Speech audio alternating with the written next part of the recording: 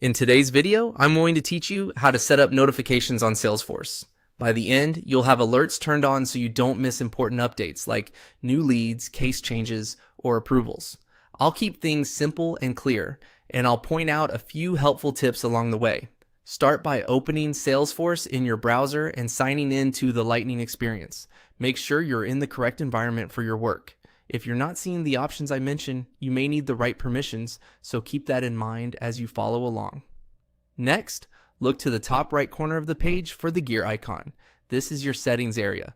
Click the gear to open the menu, then go into settings. This is where you'll find the tools you need to manage your personal and organization level preferences, including notifications. From there, choose Open Advanced Setup. This takes you into the full setup workspace, which is where Salesforce groups almost all configuration controls.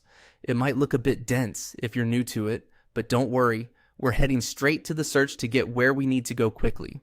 Use the quick find search box on the left side of the setup page and type notification. The search narrows the menu as you type, saving you from digging through categories. You should see options related to notifications appear. If you don't see anything, double check your spelling and ensure you're in the setup area, not just the standard app view. When you see the Salesforce notification option, click it. This opens the page dedicated to managing in-app and, depending on your org's configuration, mobile or desktop notifications. Think of this page as the central switchboard for how you get alerted inside Salesforce. Now, enable notification.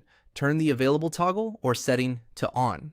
Enabling this ensures Salesforce can deliver alerts to you through the supported channels your organization allows. If your browser prompts you to allow notifications, choose to allow them so alerts can appear while you're working. If the control is disabled or you can't turn it on, it likely means your profile or permission set restricts changes here. In that case, you'll need an admin to grant access. That's it. You open Salesforce, went into settings, launched advanced setup, searched for notification, selected Salesforce notification, and enabled it. After this, keep an eye on the bell icon in the header for new alerts. You can always return to this page later to review available options if your admin enables more choices.